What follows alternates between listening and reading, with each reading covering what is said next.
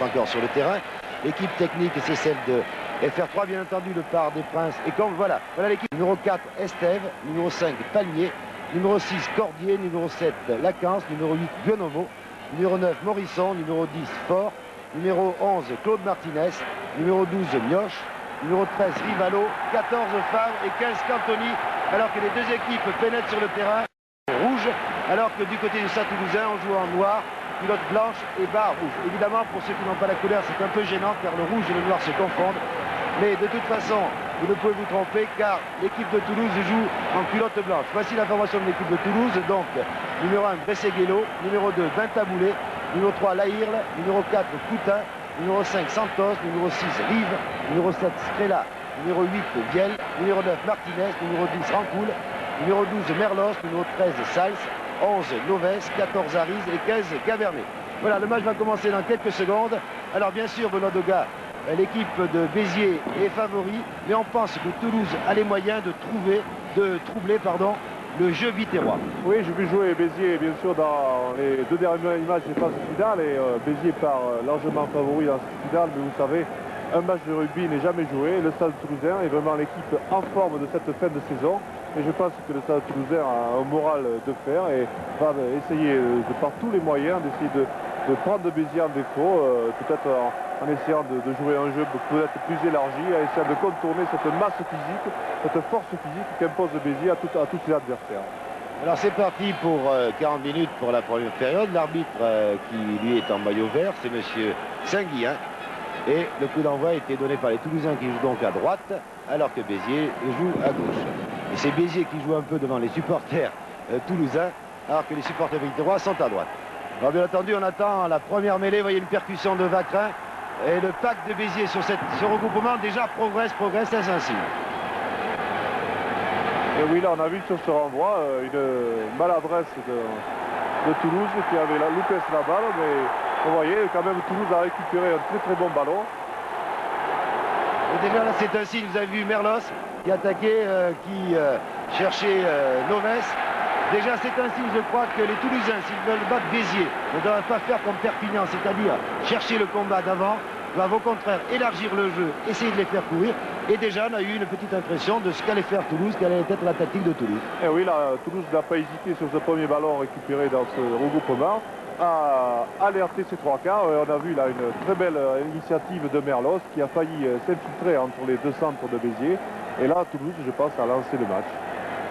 Et pour Béziers, c'est Paco, le capitaine, qui a évité leur mise en jeu. Une balle qui a été gagnée, un open under maintenant de Rancoul. Rancoul, le fils du célèbre international lourdais. Et c'était finalement Lacance qui s'est saisi cette balle, mais l'arbitre avait sifflé un coup de pied pénalité pour Béziers. Disons 60 mètres. Oui, sur le coup de pied de l'ouverture toulousain Rancoul, eh bien, les trois quarts toulousains étaient devant lui, donc il y a une pénalité en faveur de Béziers. Et Cantoni dégage, je trouve une excellente touche, presque au niveau des 22 du Stade Toulousain. Oui, car la force de cette équipe de Béziers, c'est qu'elle joue très souvent dans le cas adverse. On l'a vu contre Perpignan en demi-finale, n'est-ce pas Benoît? Alors là, les Toulousains, lorsqu'ils font une touche, du moins ce qu'on m'a dit, la ferait presque toujours raccourcir. Eh bien, peut-être c'est ce qu'on disait avant le match, mais ça se confirme. Vous voyez, le Stade Toulousain va essayer à tout prix d'élargir le jeu. Sur Scrella. Et là, on a vu une bonne prise de Scrella en touche, et finalement, Toulouse gagne une petite dizaine de mètres, mais c'est toujours ça de gagner. Oui, le demi de mêlée là qui vient de taper en touche, c'est Gérald Martinez. Je vous dis son prénom, car à Béziers, il y a un autre Martinez, qui n'a aucun lien de parenté d'ailleurs, c'est Claude. C'est le 3 carrel, le numéro 11.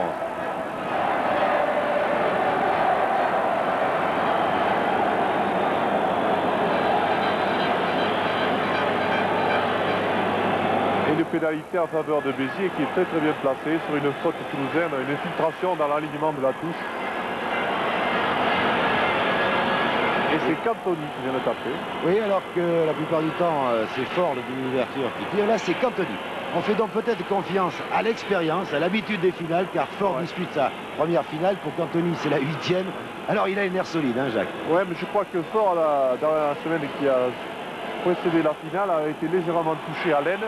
Il avait été d'ailleurs incertain jusqu'au dernier moment pour jouer cette finale.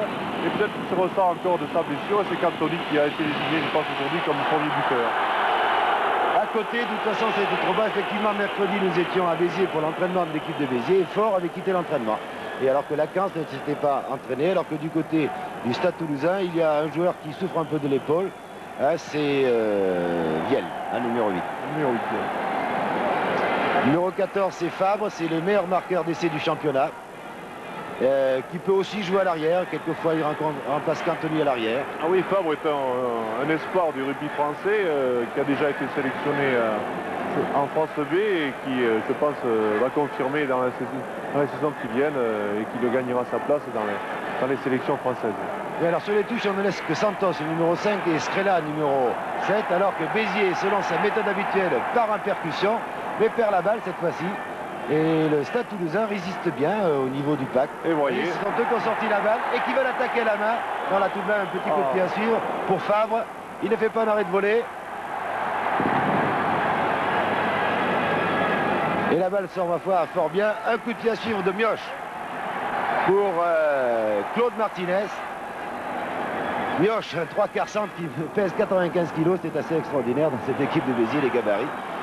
D'ailleurs, la mêlée vitéroise pèse 45 kg de plus que celle du Stade Toulousain. À nouveau Martinez, l'auteur de l'essai contre l'USAP. Un des essais, bien sûr. Et là, Gérard Martinez, l'autre, le demi de mêlée de Toulouse, réussit à dégager. Mais Béziers fait le forcing, Béziers fait le pressing. Eh oui, Béziers arrive à imposer sa force, mais peut-être que Toulouse a hésité à attaquer et le coup de pied du centre CLC n'a pas été le bienvenu. Alors ça a permis à Béziers de rester dans le camp toulousain. Alors là c'est Paco, sans doute pour Cordier en fort de touche. Oui, voilà, Cordier en fond de touche, mais c'est Estrella qui a eu le dessus. Et Toulouse peut se dégager par Rancoul. Et la finale est bien lancée. Hein. Ben oui, contrairement au match de Perpignan, Jean, je crois que le Stade Toulousain arrive quand même à prendre, comme on dit, ses balles en touche, alors que contre Perpignan, on avait assisté à un écrasement complet de Perpignan qui n'avait jamais été maître de la conquête du ballon. Et là, quand même, Toulouse, jusqu'à présent, a partagé les balles. Bonne balle de Vaquerin pour Morisson, ensuite Fort. Là, qui va chercher ses avants, un petit peu là, notamment, vous avez vu Estève, le grand. Il mesure plus de 2 mètres, le numéro 4. Il y a aussi Panier, bien entendu, le numéro 5. Ce sont des... Alors, mêlée, voilà. Sur la mêlée, on va voir tout de suite si Toulouse recule ou si au contraire, si la ligne d'avant de Toulouse, notamment les piliers, vous voyez que Toulouse recule. Béziers enfonce la mêlée de Toulouse, malgré la valeur de Bresseguelo, Beltaboulé et Lahirle. Attention, on va tenter... Oui, oh là là, il s'est un peu affolé, il faut bien le dire, là, Noves. Hein, il a eu peur, là. Noves a hésité sur ce ballon et le rebond ne lui avait pas été bien sûr favorable, mais enfin, pour un joueur de la classe de Noves, je pense quand même qu'il s'est un peu affolé. Et peut-être que on est encore au début du match, peut-être qu'il est encore un peu tendu, un peu nerveux. Et on est à 10 mètres de la ligne des Toulousains. C'est Paco qui a effectué la remise en jeu pour Bionomo, qui s'est bien saisi cette balle. Et oui, elle sort pour Morrison, qui est coincé par Viel, le numéro 8. Il y a souvent, des fois, enfin rarement, mais des oppositions entre les petits, les demi-ouvertures et les grands et les gros.